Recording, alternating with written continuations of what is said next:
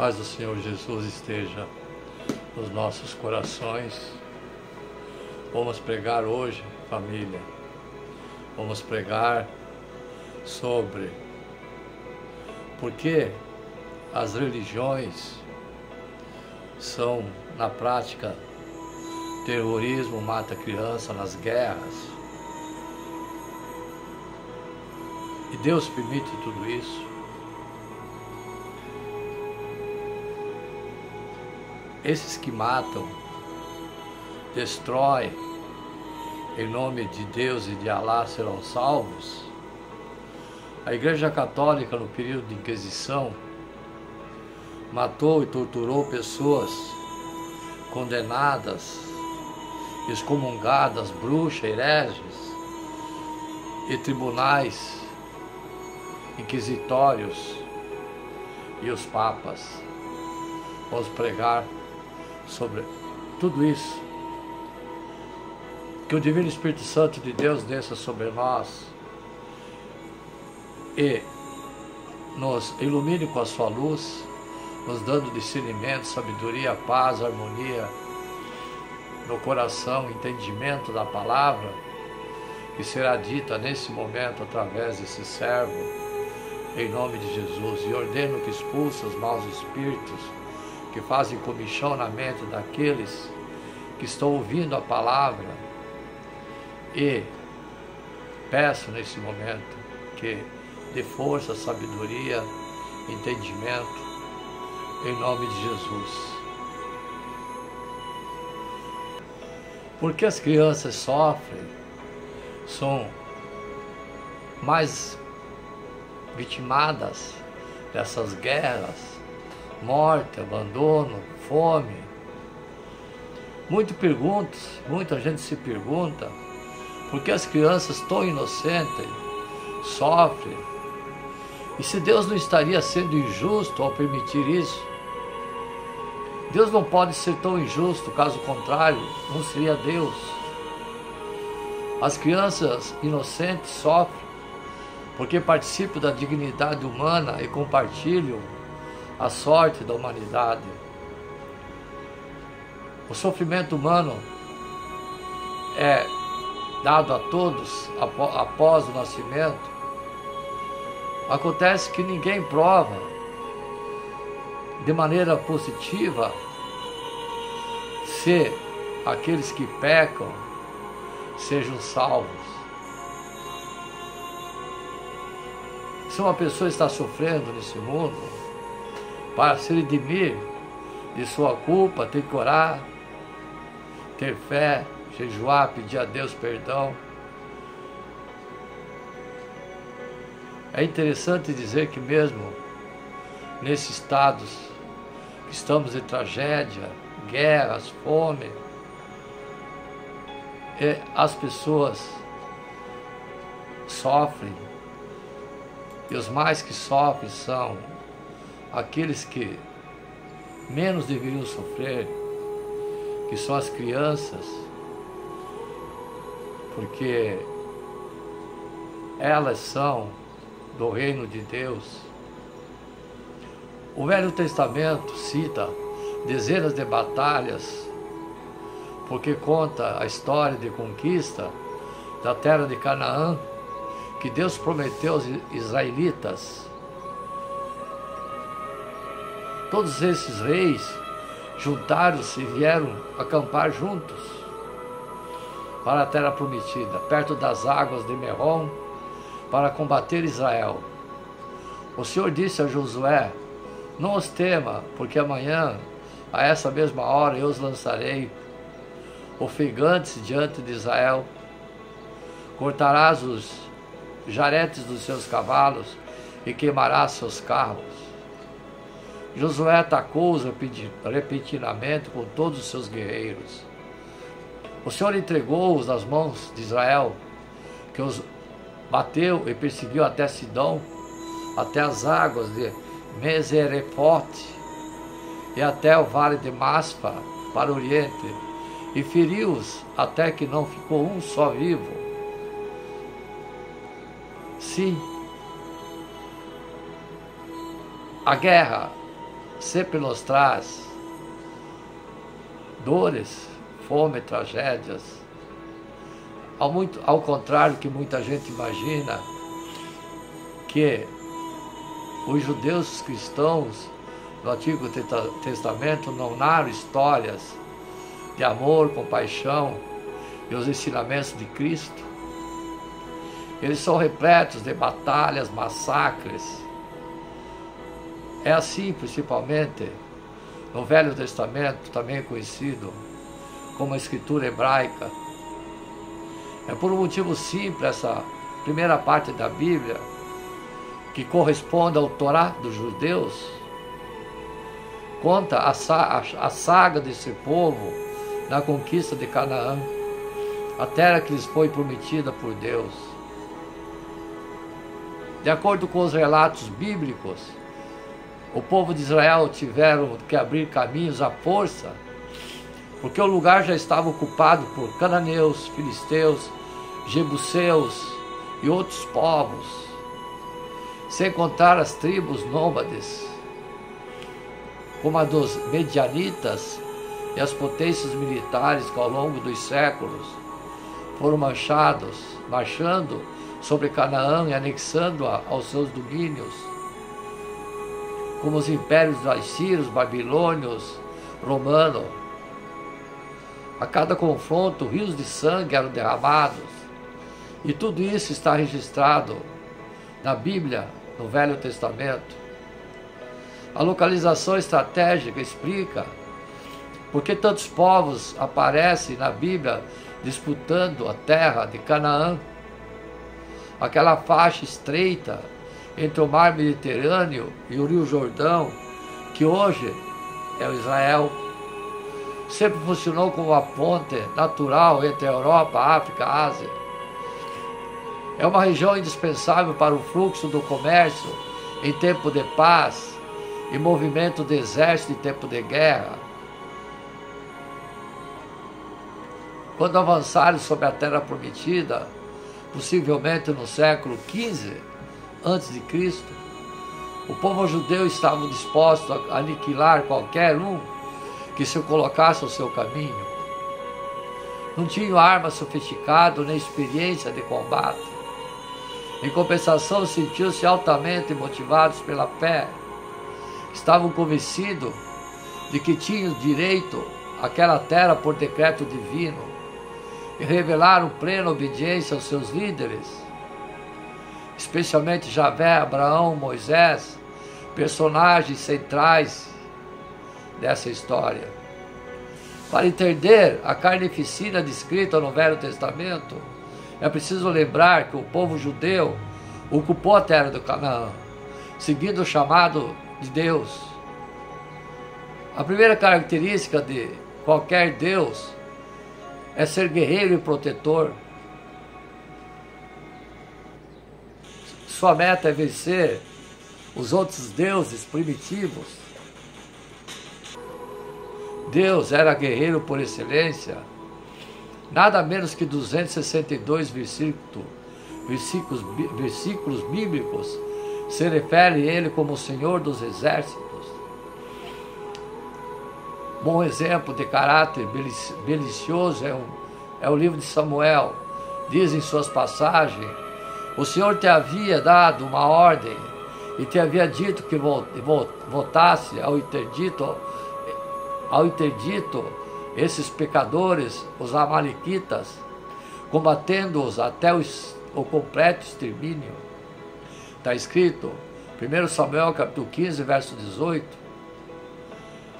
O Velho Testamento em hebraico, contudo, revela que Deus é único dos israelitas. Guardava vestígio de politeísmo na época que existiu.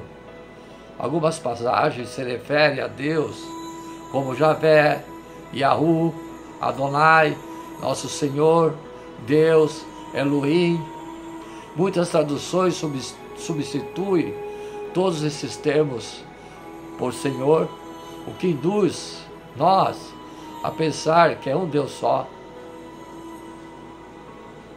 Foi como o profeta Abraão que Deus decidiu fazer um pacto com ele, fazer uma aliança, multiplicar ao infinito a tua descendência, teria dito o Senhor, Gênesis capítulo 12, verso 2, convencido da existência de um único Deus, desde muito cedo Abraão seria guiado por ele numa incrível viagem entre Mesopotâmia e Canaã,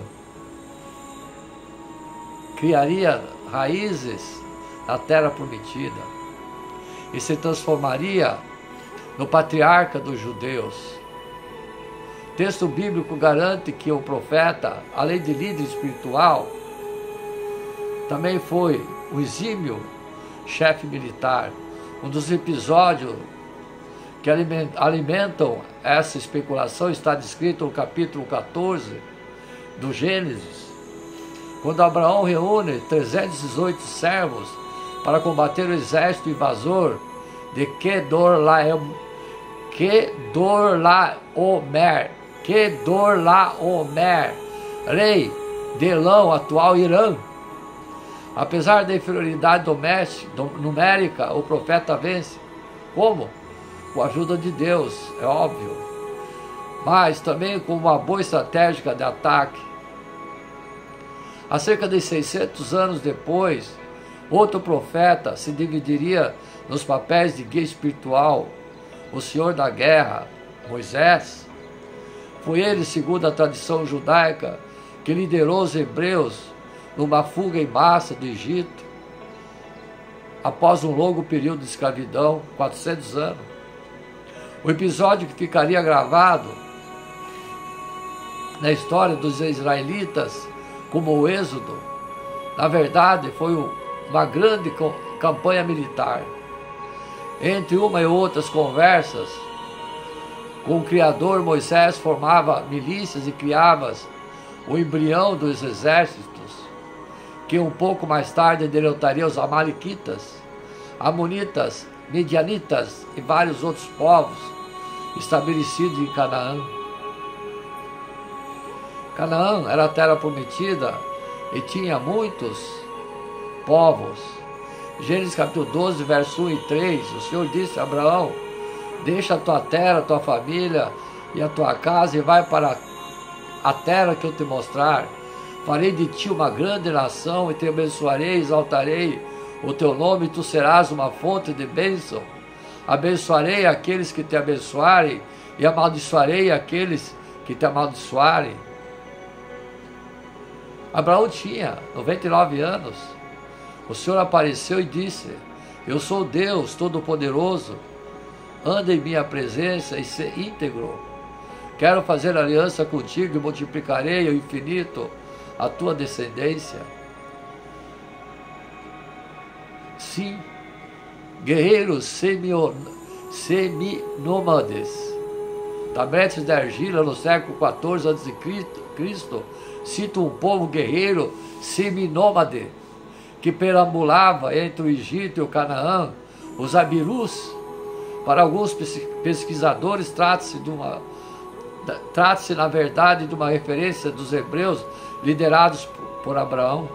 A bola de fogo, em 2008, pesquisadores britânicos conseguiram decifrar a escrita cuneiforme de um disco de argila, provavelmente gravado por um astrônomo sumério no século VII a.C. O artefato arqueológico registra eventos ocorridos na Suméria a partir de 3123 a.C. Entre eles, uma bola de fogo caída do céu. Tudo leva a crer que isso seja uma referência à queda de um asteroide no Oriente Médio. Seu impacto teria provocado a chuva de enxofre sobre Sodoma e Gomorra, descrita na Bíblia, provocado por Deus. Gênesis capítulo 11, versos 31 e 32. Taré tomou seu filho Abraão, seu neto Lote, filho de Arão, e Sara, sua nora, mulher de Abraão, seu filho, e partiu com eles de Ur da Galdeia, indo para a terra de Canaã. Chegados a Arão, estabeleceram-se ali. 2100 a.C., Abraão e sua família deixam a Mesopotâmia, onde viviam em direção a Arã, Turquia. O motivo da viagem é um mistério. Sabe-se que o patriarca dos israelitas questionava a idolatria da Mesopotâmia e várias divindades. Ele acreditava na existência de um único Deus. 2095 a.C., segundo o Velho Testamento, Abraão já vivia em Arã quando recebeu uma promessa divina que se deixasse aquela terra, Deus faria dele o líder de uma grande nação, guiado pela voz que só ele ouvia. Abraão segue para Canaã, na época ocupada pelos cananeus. Sim, então, assim, amados e amadas, 2084 a.C., Canaã vira o palco de uma guerra entre duas coalizões canaítas. Uma delas era liderada por Kedor Laomer, rei de Alã, e outra por Bera, governante de Sodoma, e Brisa, líder de Gomorra. No tumulto, Ló é feito prisioneiro. Abraão arma 318 homens parte para cima dos inimigos e, apesar da inferioridade numérica, consegue resgatar Ló. Então, amados e amadas, vamos ver como o Alcorão é manipulado para justificar o terrorismo dos radicais islâmicos. Para insurgente terrorista, como temos agora na atualidade, certos países aí que estão sendo atacados por Israel, a inspiração islâmica, a justificativa para o uso de violência está nas palavras do Alcorão, o livro sagrado dos muçulmanos. E para quem lê os versículos isoladamente, sem levar em conta o contexto em que ele é citado e a época da qual ele se refere, algumas palavras podem parecer um convite para a barbárie, mas não são. Extremismo surge quando há um terreno fértil, e o fanatismo religioso, em geral de todas as religiões, é igual ao mosquito da dengue. Precisa de água parada para procriar e se espalhar rapidamente. Analisa vocês. Em qualquer situação, problema social, econômico ou político, tudo isso é propício. As pessoas conseguem ter visões apocalípticas de qualquer texto sagrado, e assim os textos corânicos ganham um significado totalmente deturpado. Sim, deturpado completamente. Alguns especialistas em estudos islâmicos da UFRJ lembram ainda que os grupos radicais elegem versículos que incentivam a lutar contra os infiéis e ignoram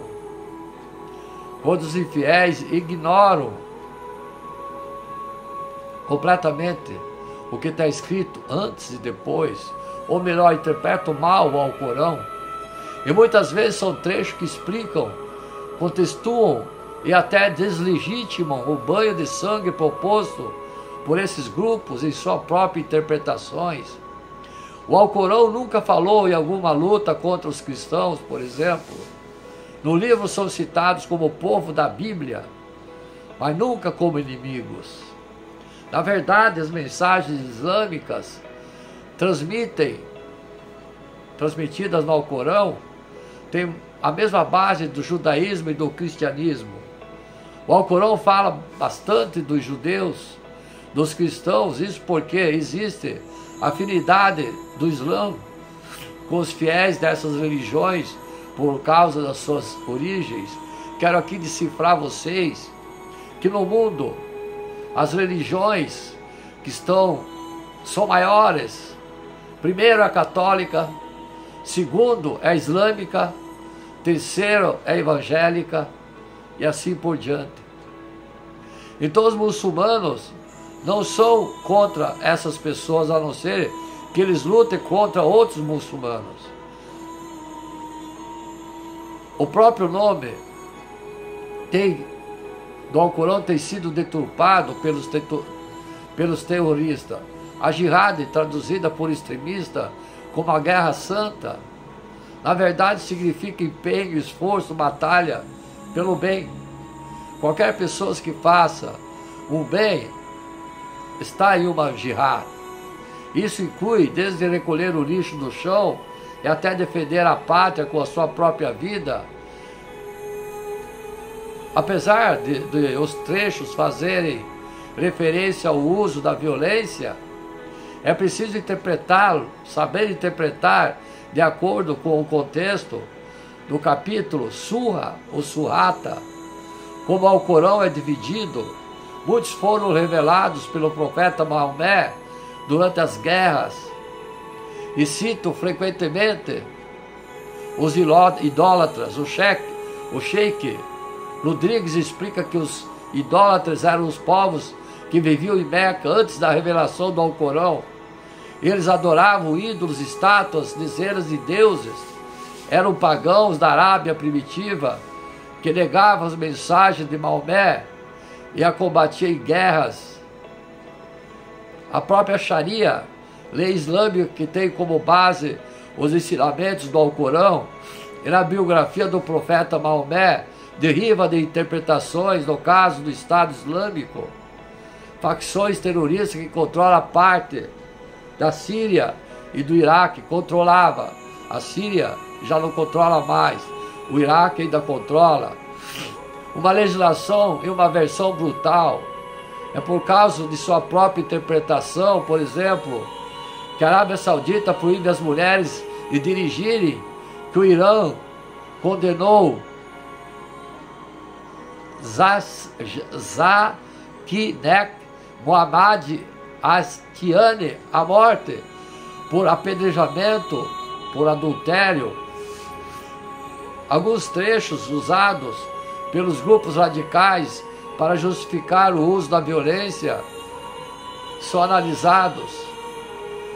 A versão do Alcorão apresentada é traduzida para o português. A Sura da Vaca, está escrito no Alcorão 191: e matai-os onde quer que os achei, e fazei-os sair de onde quer que vos façam sair. E a sedição pela idolatria é pior do que o morticínio. E não os combatai nas imediações de mesquita sagrada, até que eles vos combatam nela. Então, se eles vos combaterem, matai-os. Assim é a recompensa dos renegadores da fé. Esse versículo tem um contexto. Houve um acordo com idólatras, inimigos dos muçulmanos. O acordo premia que os muçulmanos viajariam com segurança, sem serem incomodados. Mas um grupo isolado rompeu o pacto e matou alguns muçulmanos. Então Deus revelou esse versículo, prevendo a pena de morte. Mas como o acordo não foi quebrado por todos, a punição não é aplicada a todas as pessoas. Por isso Maomé pede para buscar os que quebraram o acordo e os mate.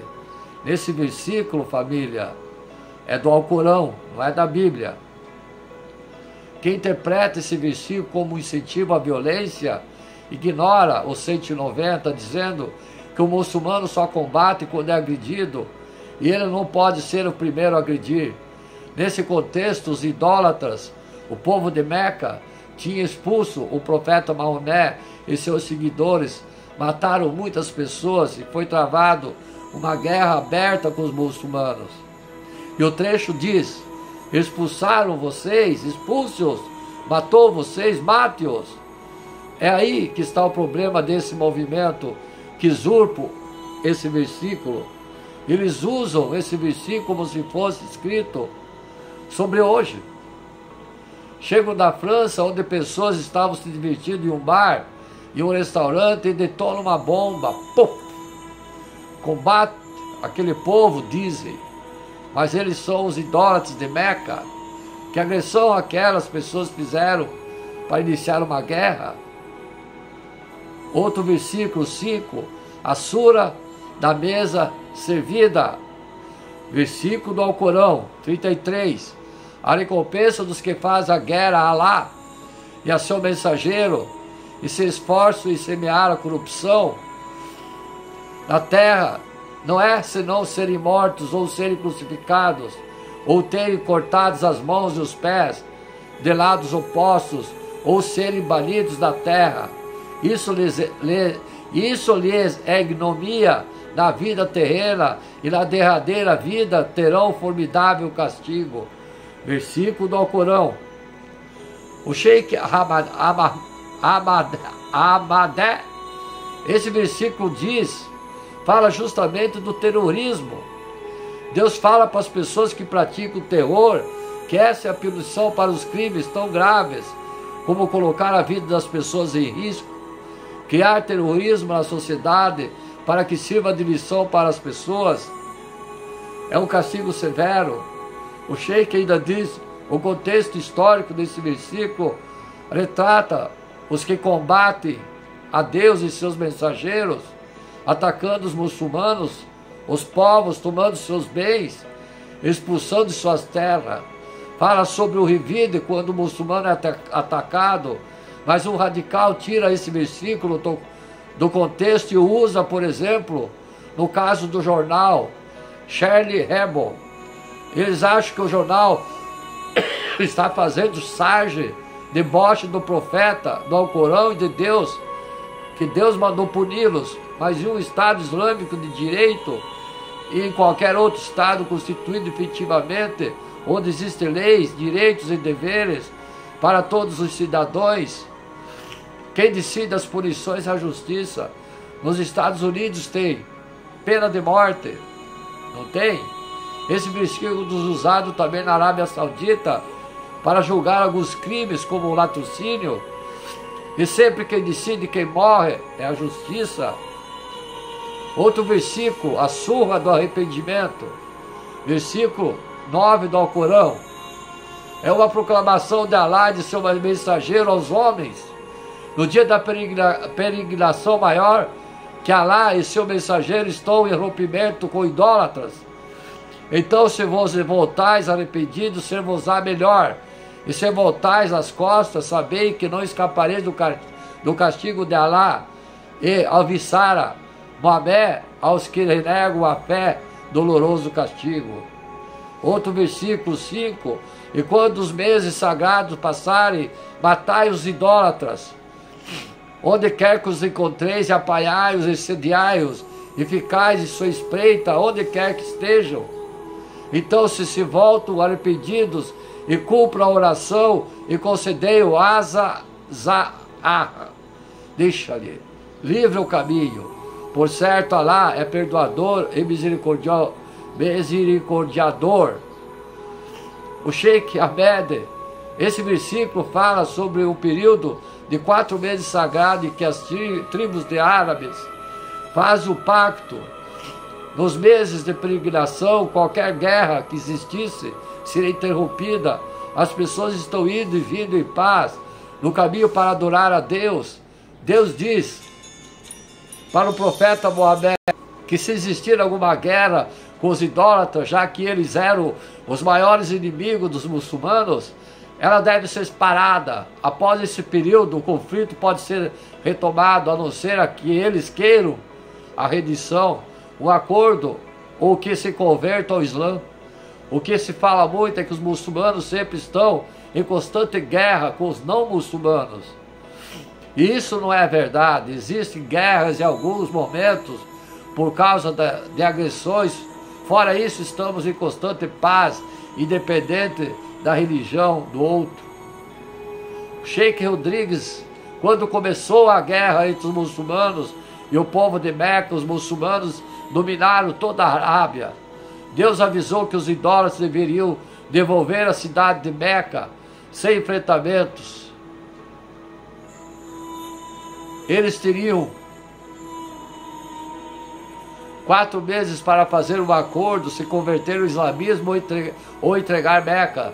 Depois desse prazo, a anistia se encerraria e que não cedesse as armas e seguisse armado enfrentaria a guerra. Então eu dei alguns exemplos aí de má interpretação de certos radicais islâmicos que interpretam mal o Alcorão. Sim, porque Deus permitiu e ordenou matar seres humanos no Antigo Testamento? Escutem, amados e amadas, porque a menção na Bíblia de tanto morticínio de seres humanos, ao lado de frequente referência a sacrifício de animais, de que forma tudo isso se enquadra com o mandamento, não matarás?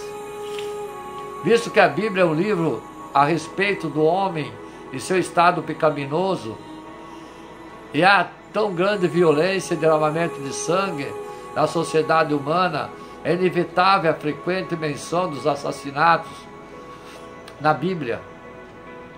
Todavia, em Êxodo capítulo 20, verso 13, constata na maior parte das versões que tem provocado confusão, não matarás. Êxodo capítulo 20, verso 13. O texto hebraico emprega uma palavra específica para o assassinato, razat, no 6º mandamento, que deveria ser traduzido de maneira mais adequada assim: não cometerás assassinatos. Esse mandamento na época do povo judeu, não é atual, no Antigo Testamento. Esse mandamento não é uma proibição de pena de morte para os crimes capitais, visto que o verbo usado não é genérico, não se refere a tirar vida, como fica implícito no verbo português matar. Êxodo capítulo 21, verso 12, no capítulo diz: quem ferir ao outro de modo que este morra, também será morto. No Antigo Testamento. Temos aqui, pois, o mandamento divino para que o assassino seja punido com a pena de morte, para que se obedeça a Gênesis capítulo 9, verso 6, que diz: se alguém derramar o sangue do homem, pelo homem se derramará o seu, porque Deus fez o homem segundo a sua imagem. Ocasionalmente se menciona a violência e o derramamento de sangue no registro da história da humanidade, porque todas as escrituras, sem todavia que esses crimes recebam aprovação. No entanto, houve ocasiões e circunstâncias em que a comunidade inteira, como a cidade de Jericó, tribos inteiras, como as amalequitas, tiveram que ser exterminadas pelos israelitas, em obediência às ordens de Deus. Ouçam, amados e amadas, é muito sério. Em todos os casos semelhantes a esses, os ofensores haviam ido tão longe em suas degenerências e depravação moral, que sua presença contínua resultaria na dimensão do terrível câncer do pecado até no meio do povo da aliança de Deus. Assim como o cirurgião sábio remove o câncer perigoso do corpo do seu paciente com o bisturi, assim também Deus usou os israelitas para que removesse a chaga maligna da sociedade humana. Tal ato é para nós hoje repugnante, mas não se sabe o que teria acontecido com a sociedade hoje se tal cultura depravada e maligna tivesse continuado na terra. Por se tratar de um grande povo totalmente corrompido, Deus usou a pena de morte através da espada do povo judeu, no que concerne aos animais destinados ao sacrifício. Esse tipo de culto simboliza o sacrifício vindouro do Filho de Deus na cruz, tendo sido ensinado a nossos antepassados desde o tempo de Adão. Esse culto sacrificial foi sistematizado para a comunidade judeia das leis de Moisés. Sem derramamento de sangue não há remissão. Hebreus capítulo 9, verso 22, no Antigo Testamento. O Deus do Antigo Testamento não é um Deus de ódio, enquanto o Novo Testamento é o Deus de amor. Uma das frequentes acusações contra a Bíblia é que ela contém dois conceitos diferentes de Deus. O Antigo Testamento apresenta somente um Deus colérico, enquanto o Novo Testamento descreve um Deus só de amor.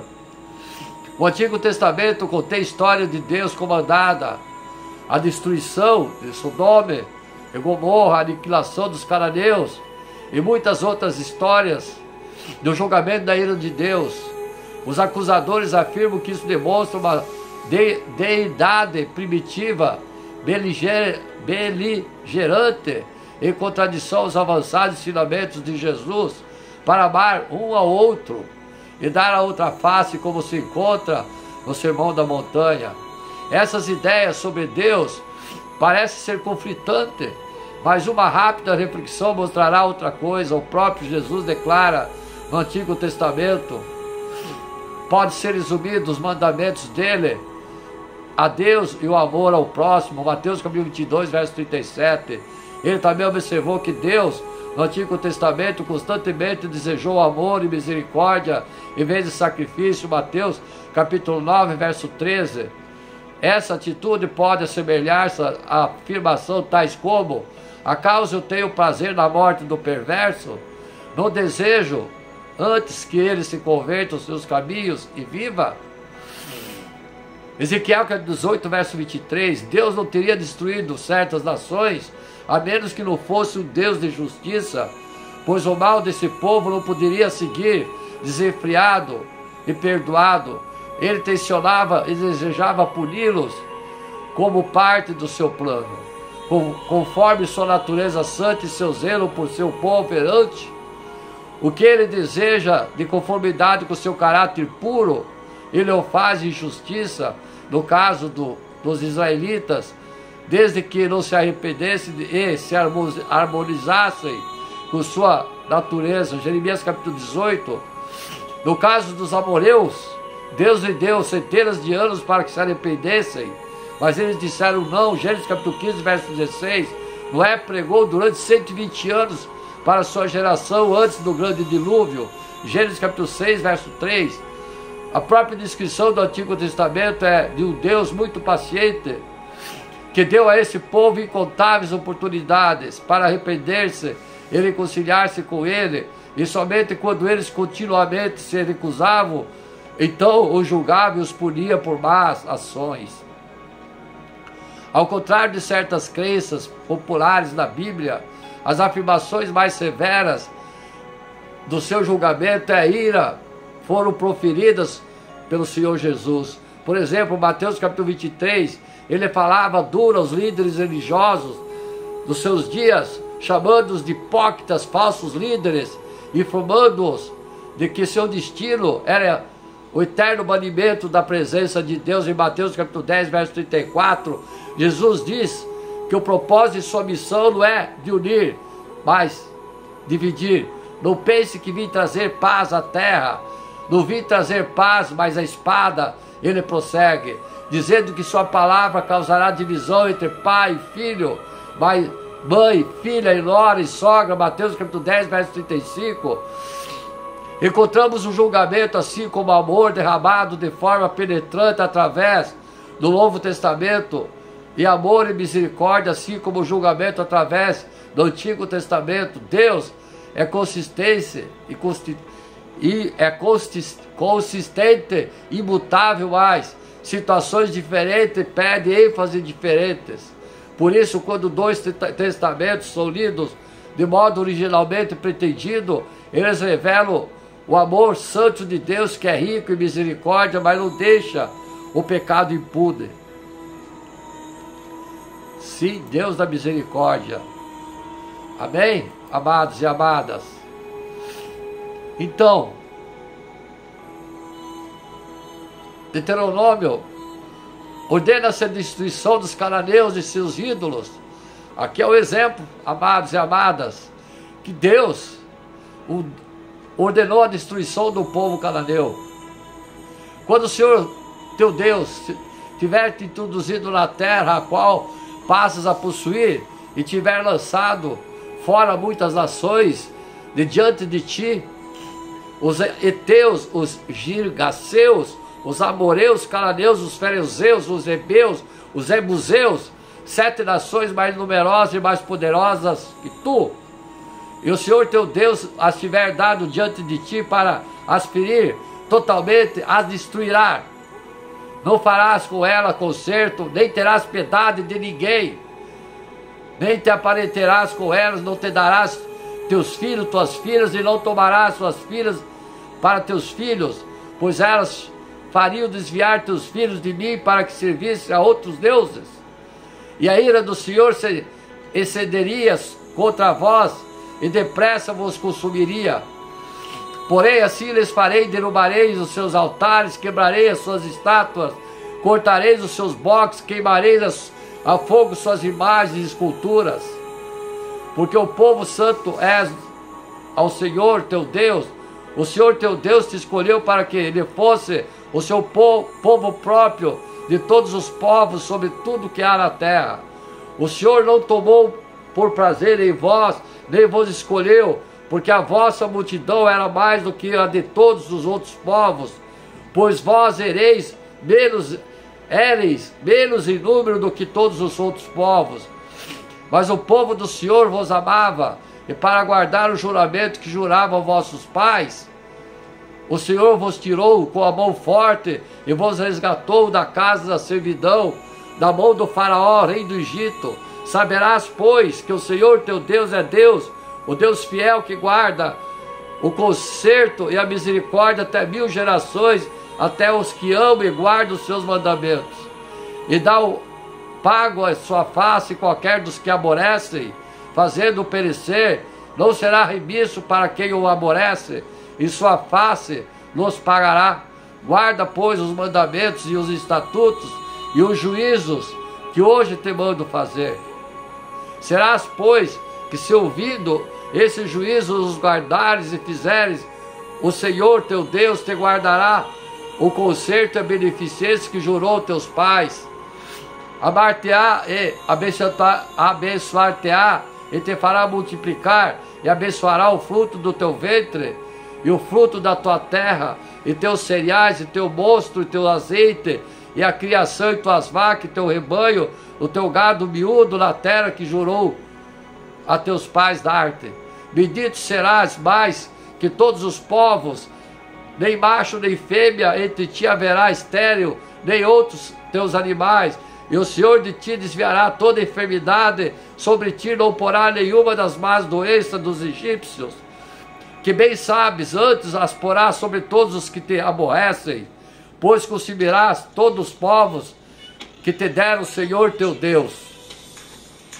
O teu olho não os poupará, e não servirá a seus deuses, pois isso te seria por laço. Se disseres no teu coração: essas nações são mais numerosas do que eu, como eu os poderei lançar fora, delas não tenhais temor. Não deixes de te lembrar que o Senhor teu Deus fez a Faraó e todos os egípcios, das grandes provas que viram os teus olhos, e dos sinais e maravilhas, e mão forte e braço estendido com o Senhor teu Deus te tirou, e assim fará o Senhor teu Deus com todos os povos diante dos quais tu temes. E mais, o Senhor teu Deus entre eles mandará vespões até que pereçam, e que os ficarem se escondam diante de ti. Não te espante diante deles, porque o Senhor teu Deus está no meio de ti, Deus grande e terrível. E o Senhor teu Deus lançará fora essas nações pouco a pouco diante de ti. Não poderás destruí-las todas de pronto, mas que as feras do campo se não multiplicarem contra ti. O Senhor as fará diante de ti, e as fará pasmar com grande pasmo, até que sejam destruídas. Também os seus reis te entregará na mão, para que os desfaça os seus nomes debaixo dos céus. Nenhum homem parará diante de ti, até que os destrua. As imagens, as esculturas e seus deuses queimarás a fogo. A prata e o ouro que está sobre elas não cobiçarás, nem as tomarás para ti, para que não te enlaces neles, pois a abominação do Senhor. Não meterás, pois, a abominação em tua casa, para que não seja anátema, assim como ela de todo detestará, de todo e abominarás, porque anátema é. Amém? Vamos seguir o segundo versículo dessa pregação. Amém?